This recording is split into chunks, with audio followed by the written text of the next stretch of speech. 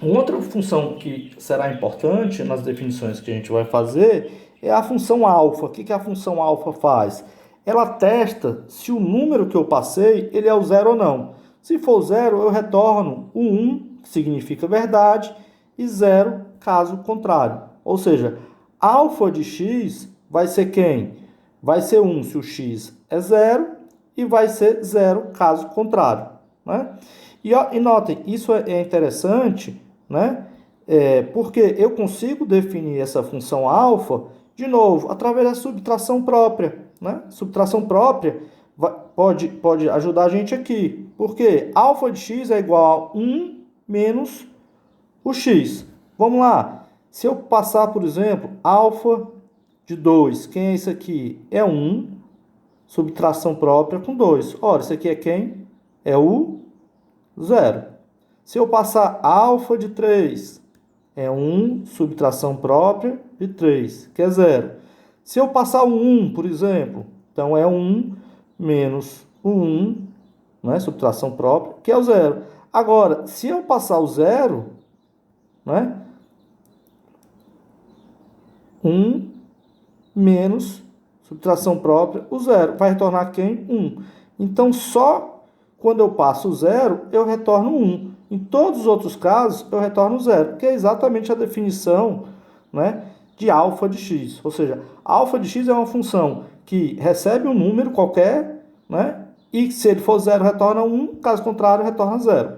E eu posso definir ele só com a nossa subtração própria que a gente definiu de 1 com o número que é passado com o argumento. Então, essa também é uma função primitiva recursiva. Né? Como é que eu faço, por exemplo, para dizer que dois números são iguais? Ou seja, eu vou retornar verdadeiro se x é igual a y e vou retornar zero se x é diferente de y. Ora, eu não já sei calcular o valor absoluto da subtração de x com y? Então, se eu subtrair x com y, isso aqui vai me dar um número. Se esse número for zero, o que eu tenho que fazer? Retornar 1. Então, basta eu chamar quem? A minha função de alfa que eu defini. Então, se x menos y, né, a diferença absoluta dele, for zero, é porque eles são iguais. E aí eu retorno 1. Caso contrário, né, eu vou retornar quem? Vou retornar o zero. Ou seja, saber se dois números são iguais, d de x, y, é simplesmente chamar a nossa função alfa a partir de x menos y, o valor absoluto disso.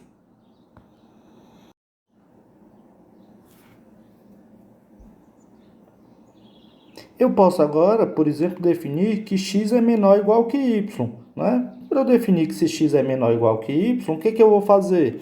Eu vou fazer a subtração própria de x com y, certo?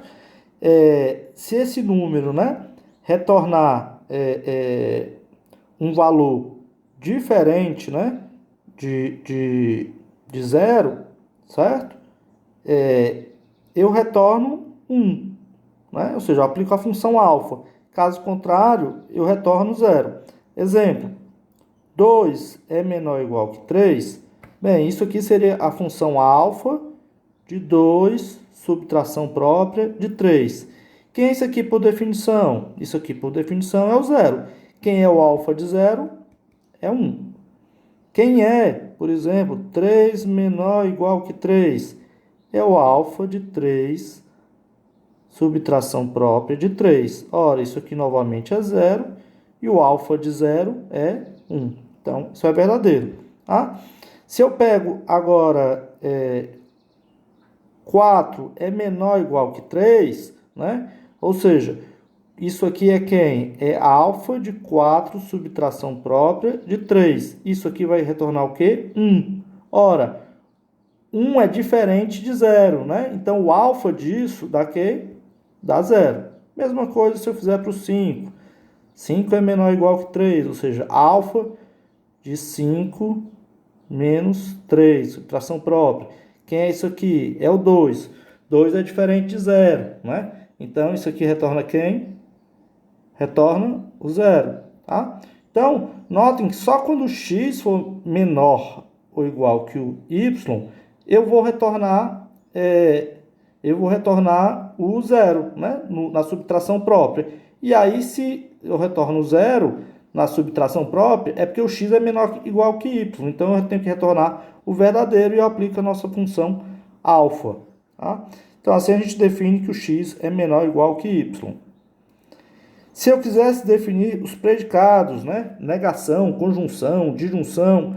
Bem, a negação de P é quem? É a nossa função alfa de P, né? Ou seja, quando o P é zero, ou seja, o x é zero, eu retorno 1. Se for diferente, né? Eu vou retornar quem? Vou retornar o zero, tá? Então, se eu passo 1, né? Como P, ele vai retornar o zero, que é o contrário dele. Então, a negação de P é o alfa de P. Quem é o P e Q? É simplesmente eu pegar o valor de P e multiplicar por Q. Eu não já defini a multiplicação, né? Então, se esse cara é verdade e esse é falso, né? Ia dar 1 vezes 0, que vai dar 0. Apenas quando os dois são verdadeiros, que a multiplicação dele vai dar 1. Então, por exemplo, P e Q é simplesmente fazer a função primitiva recursiva da multiplicação de P por Q. Tá? E aí a disjunção é como ela é definida através, né, na lógica da conjunção e da negação. Eu já defini esses dois como primitivas recursivas. Basta eu fazer a chamada, né, de P ou Q como não, não P e não Q. Da mesma forma para implicação, se eu quiser.